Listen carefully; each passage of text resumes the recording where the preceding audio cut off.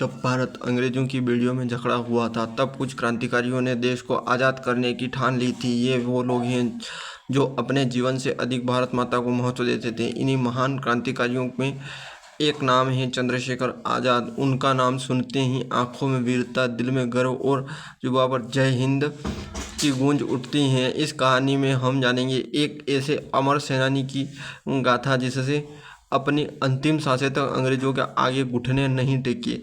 बाल्यकाल साधारण से असाधारण की ओर। चंद्रशेखर आज़ाद का जन्म 23 जुलाई 1906 को भावरा गांव, जिला अलीराजपुर, अब मध्य प्रदेश में हुआ था।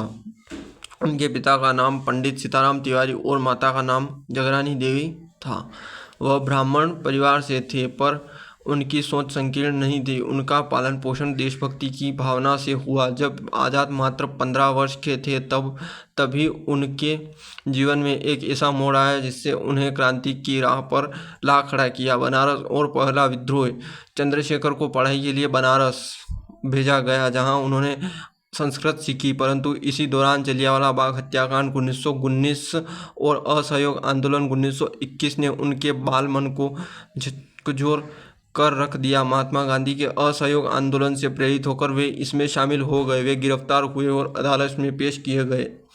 जब मजिस्ट्रेट ने उनका नाम पूछा तो उन्होंने गर्व से कहा, मेरा नाम आज़ाद है, पिता का नाम स्वतंत्रता और मेरा निवास जेल है। यह जवाब सुनकर अदालत स्तब्ध रह गई। उस दिन से आज़ाद उनका स्थायी नाम बन गया। क्रांतिकारी संगठन से जुड़ा गांधी जी ने 1922 में चोरा चोरी कांड के बाद असहयोग आंदोलन वापस ले लिया। इससे चंद्रशेखर जैसे युवाओं को निराशा हुई।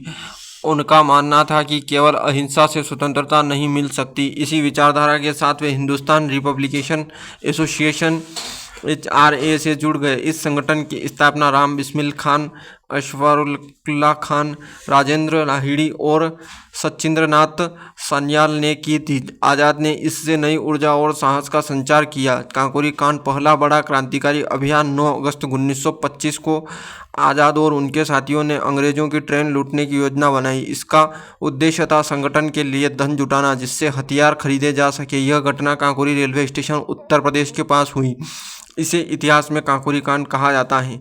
हालांकि अंग्रेजों ने क्रांतिकारियों को पकड़ लिया। राम प्रसाद बिस्मिल, अशफाकुल्लाह खान, राजेंद्र लाहिड़ी और ठाकुर रोशन सिंह को फांसी दे दी गई। चंद्रशेखर आज़ाद बच निकले। HRA से HSRA तक का सफर। काकोरी कांड के बाद संगठन को पुनर्गठित करना पड़ा। आज़ाद ने इसे नई दिशा दी और संगठन का नाम बदला गया, हिंदुस्तान सोशलिस्ट रिपब्लिकेशन एसोसिएशन। उन्होंने युवाओं को जोड़ा, भगत सिंह, राजगुरु, सुखदेव, बटुकेश्वर दत्त और कई अन्य। इनका उद्देश्य सिर्फ आज़ादी नहीं था बल्कि एक समानता पर आधारित समाज की स्थापना थी। सोल्जर्स हत्याकांड बदला। लाला लाजपत राय की मौत का 1928 में साइमन कमीशन के विरोध में लाला लाजपत राय पर अंग्रेजी पुलिस ने लाठीचार्ज किया। उनकी मौत हो गई। इसका बदला लेने के लिए चंद्रशेखर आज़ाद, भगत सिंह और राजगुरु ने JP सॉन्डर्स को लाहौर में गोली मार दी। यह हत्याकांड अंग्रेजों के लिए बड़ा झटका था। आज़ाद ने पूरी योजना बनाई लेकिन खुद को कभी सामने नहीं आने दिया। यही उनकी सबसे बड़ी खूबी थी, गोपनीयता और अनुशासन। विधानसभा में बम विस्फोट। उद्देश्य प्रचार, हिंसा नहीं। 8 अप्रैल 1929 को भगत सिंह और बटुकेश्वर दत्त ने दिल्ली की सेंट्रल लेजिस्लेटिव असेंबली में बम फेंके। बम का उद्देश्य किसी को मारना नहीं था बल्कि अंग्रेजी हुकूमत को जगाना था। साथ ही वहां पर्चे फेंके गए, इंकलाब जिंदाबाद। इस पूरी योजना के पीछे चंद्रशेखर आज़ाद थे। उन्होंने भगत सिंह को तैयार किया लेकिन खुद पीछे रहे।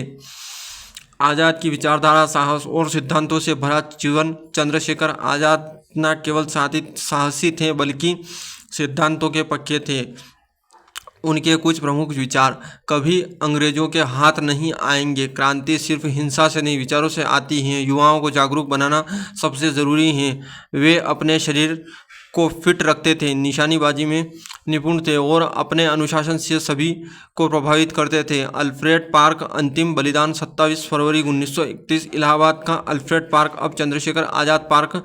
आज़ाद एक साथी से मिलने आए थे। किसी मुखबिर की सूचना पर अंग्रेजों ने पार्क को घेर लिया। भीषण मुठभेड़ हुई। आज़ाद अकेले थे पर डटे रहे। जब उनके पास केवल एक गोली बची तब उन्होंने खुद को गोली मार ली। उन्होंने अपनी प्रतिज्ञा पूरी की, मैं कभी जिंदा अंग्रेजों के हाथ नहीं आऊँगा। मौत के बाद जीवन अमरता की कहानी। चंद्रशेखर आज़ाद की मौत से भारत को गहरा धक्का लगा, लेकिन उनका नाम अमर हो गया। वे भले ही शारीरिक रूप से नहीं रहे, लेकिन उनके विचार आज भी हमारे भीतर जिंदा हैं। उनकी शहादत के बाद पार्क का नाम बदलकर चंद्रशेखर आज़ाद पार्क रखा गया। उनके प्रेरणा आज भी जीवित हैं। आज़ाद ने कभी कोई सरकारी पद नहीं संभाला, न कोई चुनाव लड़ा, फिर भी उनकी लोकप्रियता आज भी बरकरार है। हर देशभक्त युवा के दिल में आज़ाद की छवि बसी है। उनके विचार, अगर मैं देश के लिए मारा गया तो मुझे कोई दुख नहीं है। हमारी लड़ाई तब तक है जब तक हम भारतवासी को उसका अधिकार नहीं मिल जाता। निष्कर्ष, चंद्रशेखर आज़ाद एक प्रेरणा। चंद्रशेखर आज़ाद सिर्फ एक नाम नहीं बल्कि एक विचारधारा है। उन्होंने न कोई धन कमाया, न नाम का लोभ रखा। उनका उद्देश्य केवल एक था, भारत की स्वतंत्रता। उनकी शहादत ने देश को जागृत किया, युवाओं को प्रेरित किया और आज़ादी की नींव हिला दी। आज़ाद जैसे सेनानियों के कारण ही हमें आज़ादी मिली। आज़ाद के आखिरी शब्द, दुश्मन की गोलियों का सामना हम करेंगे, आज़ाद ही जिए हैं, आज़ाद ही मरेंगे।